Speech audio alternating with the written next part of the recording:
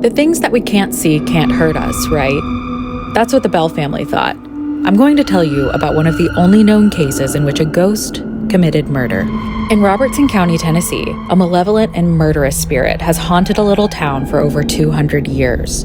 In the 1800s, the Bell family lived in a small rural community now known as Adams and consisted of parents John and Lucy Bell and 9 children. The paranormal activity began in 1817, and the spirit primarily targeted John and his daughter, Betsy Bell. The activity began when the family started seeing strange creatures around the property. John witnessed a dog-like animal with the head of a rabbit. He fired his gun at the creature, but it vanished. Betsy Bell was engaged to a young man named Joshua Gardner, and her entire family approved of their relationship. One day while Betsy was wandering along the property, she observed a girl dressed in green, high up in an oak tree, swinging from one of the limbs. The girl warned Betsy not to marry Joshua Gardner. The activity was beginning to grow in intensity and quickly became physical. The spirit would rip bed sheets off the children as they slept. It was mostly targeting Betsy, who was often slapped, pinched, and pushed. One morning she even woke up with her hair tied to the bedposts. A disembodied voice would often shout at Betsy to not marry Joshua Gardner. After countless attacks and disturbances, Betsy decided to call off her engagement, and the targeted attacks seemed to finally subside. The Bell family also had a number of slaves working on the property. One of the slaves, named Dean, stated that in the evenings, a large black dog would follow him around the farm. Sometimes the dog would even appear without a head.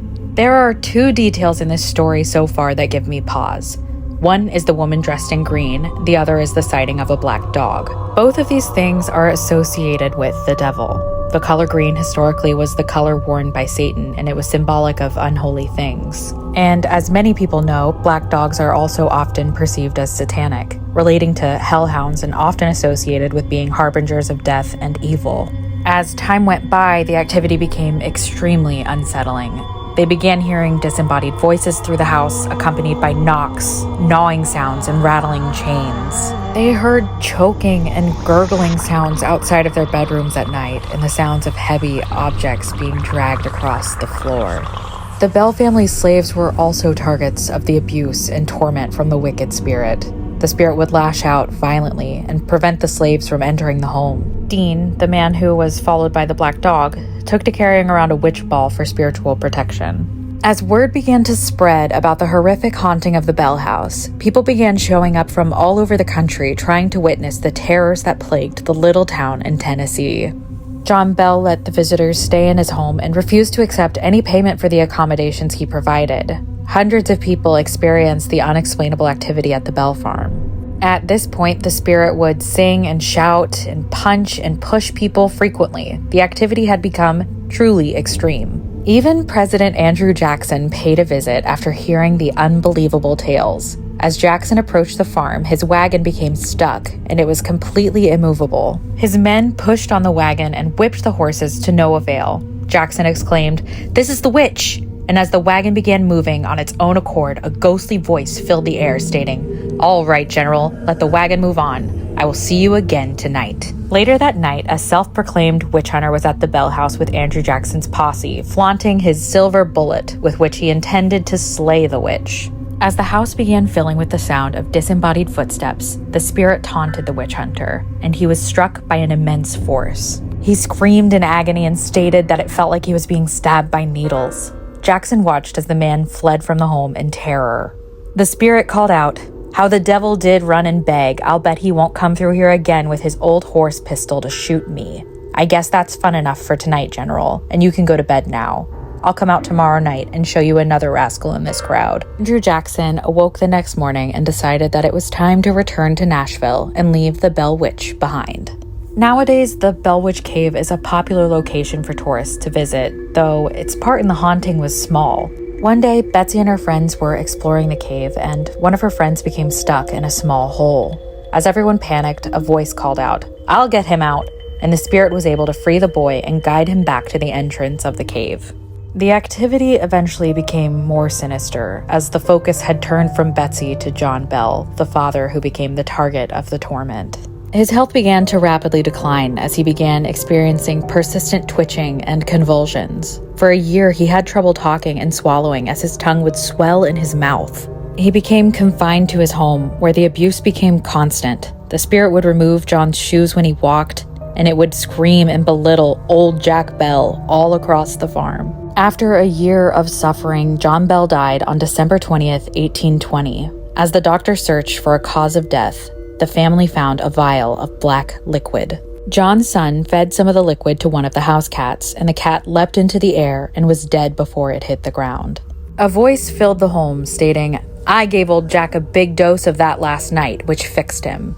They threw the poison into the fire, and a blue flame shot up into the chimney. We don't typically hear tales of homicidal ghosts, so why was this one so angry with John? Angry enough to end his mortal life? Well, legend has it that this malicious entity was created by a woman named Kate Batts. She was a woman who had been ridiculed all her life for somewhat odd behaviors.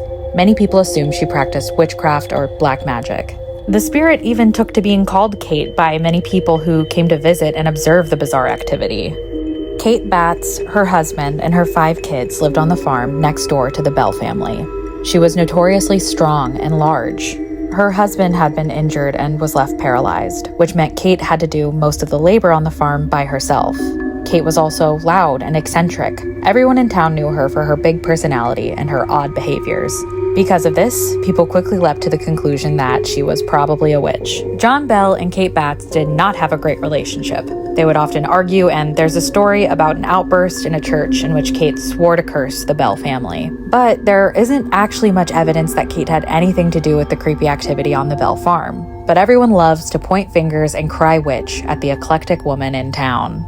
Another theory about the origins of the Bell Witch is one that I find much more fascinating, although quite upsetting and sad. Trigger warning here for a child essay. This story is about to get somehow even darker. Years after the initial haunting, scientists wanted to get to the bottom of the Bell Witch mystery. One of the first places they started was with the poisoning and murder of John Bell. It's now assumed that the black liquid in the vial was arsenic. Arsenic was commonly found on farms during the 1800s for killing rodents. It also creates a blue flame when it's burnt and can cause symptoms of twitching and convulsion when consumed. It is highly toxic to humans, and long-term exposure in small doses can make someone extremely sick, similar to what John experienced in the year leading up to his death. There's a theory that Betsy was actually suffering from horrible abuse from her father when she was younger. John Bell married his wife when she was only 12 years old and he was 32, which only adds to the idea that this is something he'd be capable of doing. And Betsy was also 12 years old when the activity started.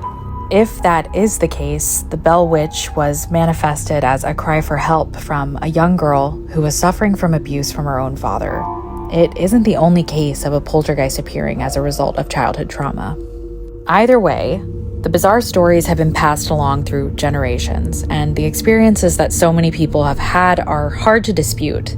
Nowadays, it's common knowledge that the dark presence still lurks on the property where the Bell family used to live, hiding out in the dark shadows of the Bell Witch Cave, waiting to continue tormenting those who dare to seek it.